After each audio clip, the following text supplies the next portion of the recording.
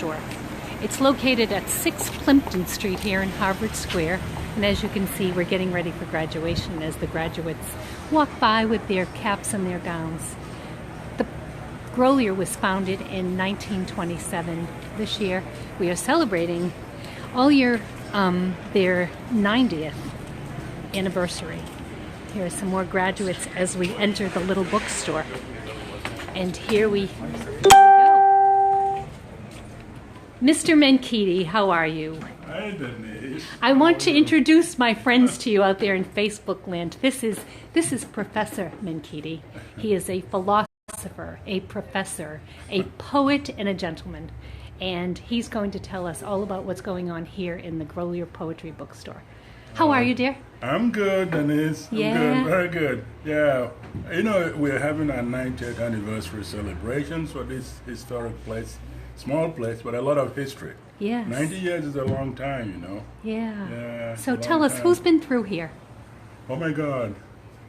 A lot of interesting and good people. T.S. Eliot, E.E. Cummings, Robert Lowell, Elizabeth Bishop, Greeley, you name it. You know, there's just a lot of history behind this place. David Ferry, of course, Frank Bidat, Robert Pinsky. There's a lot of good people. Jory Graham, you know. Mm-hmm. So it's a small place, but a lot of history, and it's a lot of work, but it's good. It's a wonderful, it's a labor of love to do. And how long have you been doing this, Mr. Menkiti? 12 years. Yeah. I took over in 2006. Wow. 2006, yeah. Mm-hmm. And it's a very special place. Can I just take a quick look around? You can stay right there. Won't take much because here you can see there's this little tiny bookstore with shelves that go all the way up to the ceiling. And there's our friend Francine, and here we are. And we are back at the front door at number 6. So it's really, what's the square footage here? It must be, what, 300? 400? Yeah. We love to get poets from all over. Yes. And I love this idea of the songs that the nations sing, you know? Yes. It's just not just the requirement, but the specificities of these songs that these nations sing. Yes. Poetry is a music thing, you know. Yes. It's a music thing, you know. So this we is really to get these cultures of the world to connect with each other. Mm-hmm. You know, the time of joy, time of sorrow. People always find poetry, you know. Yes. I don't know what else to say.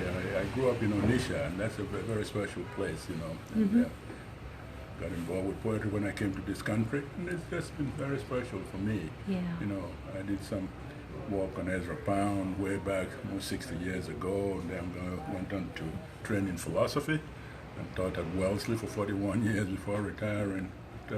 And this is a labor of love. It's a labor of love. It's a labor of love, you know. Talking about the music that the nation did, the songs of the poetry, for me, you don't have to go up to the mountain to fetch this thing. Mm-hmm. All the ordinary languages of the human tribes of the world, they are song infested. So recently you were honored at the Harvard Square Business Association's breakfast, and you recited a poem. Can you do that again? Oh yeah, Before I Come on Soil. That's kind of my own offering to the world in terms of using the arts and poetry to do some work, you know. And in writing with that intention, it's just something that came from the heart. Yes. It's called Before I Come on Soil. Mm-hmm. Let this then be your understanding, you sons and daughters of the ancient stars, that your home reaches beyond the earth, which is your home. May you go forth across the land, and with the movement of flutes, celebrate the blessings which the gods have given you. May you catch the shifting of the light at the tip of the flute's tongue, and may you ask of the darkness that it remain with you, lest the light lose sight of whence it came. Oh yes, I have heard sung the power of which was not of the world, though the singer of it was in the world.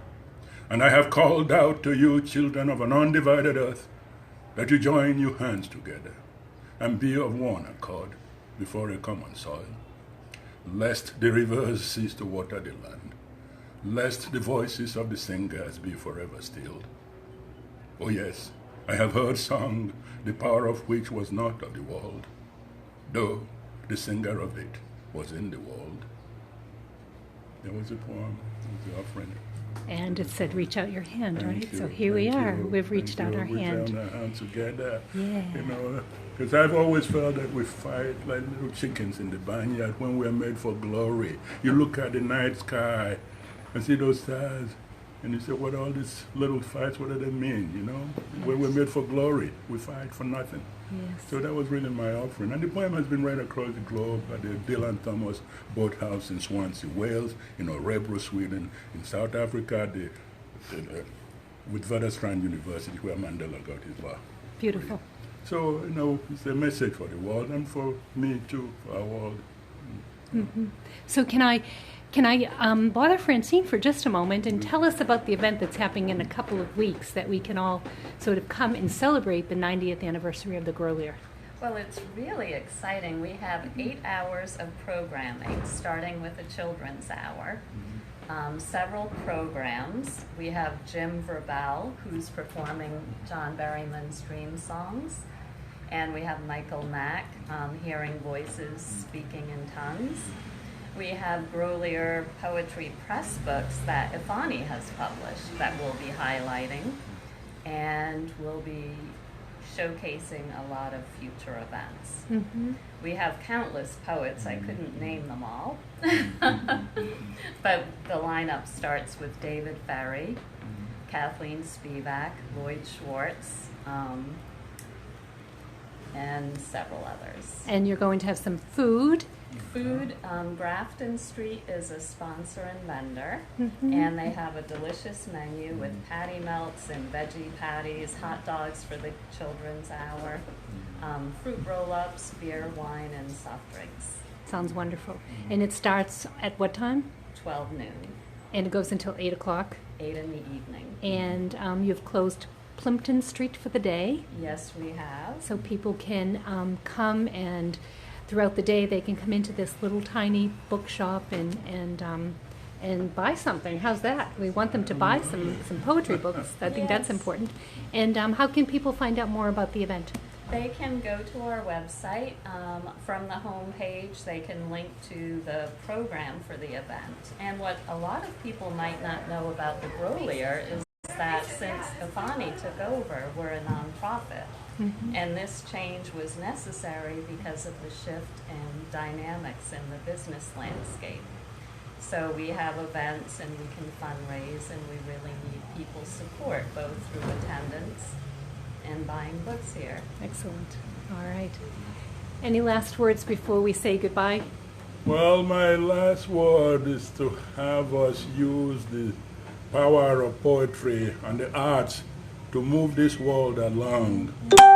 Globalization of the money market, that's fine, but the symbolism of the richness of the human spirit, the dignity of all of us, it has to start from below.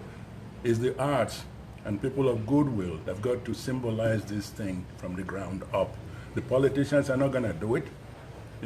Businesses are useful, but the global markets are not necessarily going to do it. We got to take possession of this incredible resource and gift of the human spirit and move it along through the power of poetry, through the power of the arts. Okay, that's all. Thank you, Makiti. Thank you so much. Thank you, Denise. Very much. Thank